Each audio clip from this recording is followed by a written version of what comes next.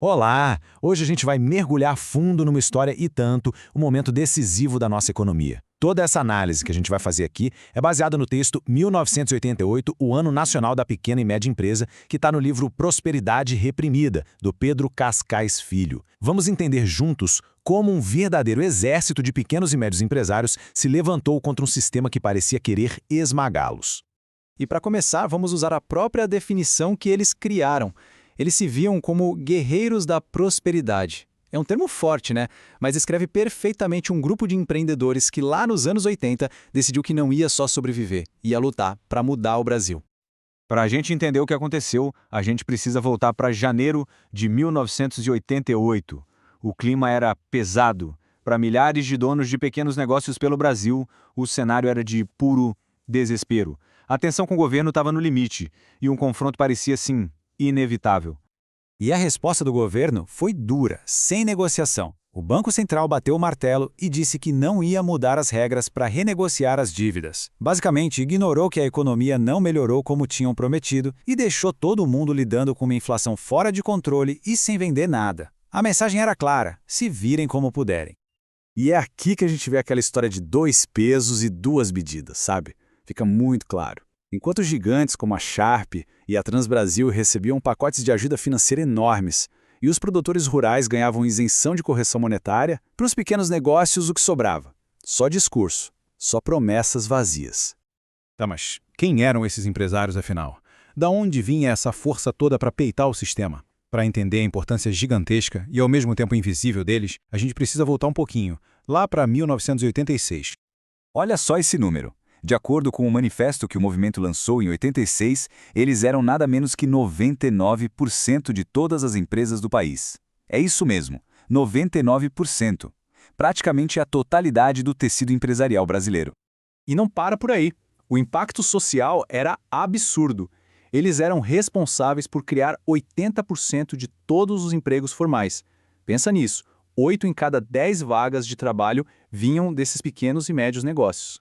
E, para fechar a conta, eles geravam 60% de toda a renda do setor privado.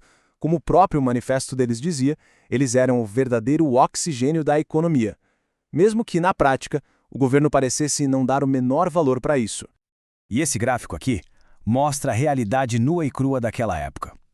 Uma pesquisa do Sebrae, que é o serviço de apoio a esses empresários, confirmou o que todo mundo já sentia na pele.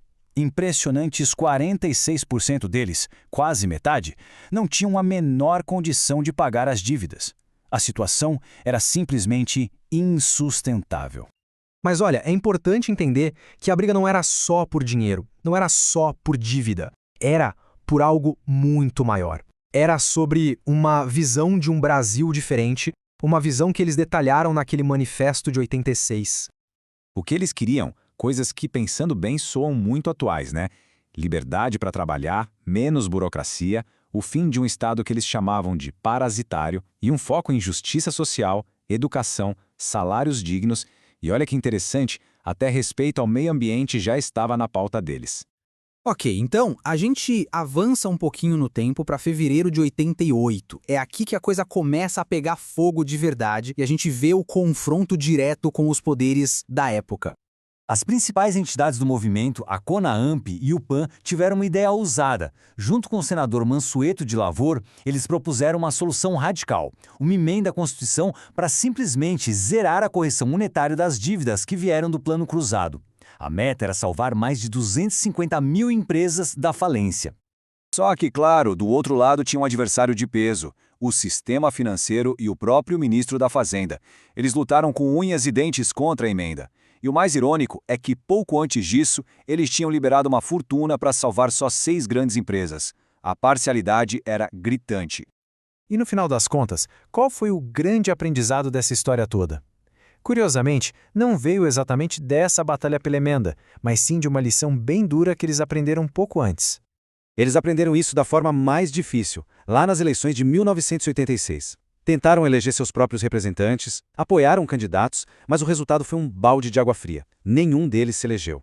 Eles perceberam que os donos de negócios não queriam se posicionar politicamente de forma aberta, com medo de perder clientes.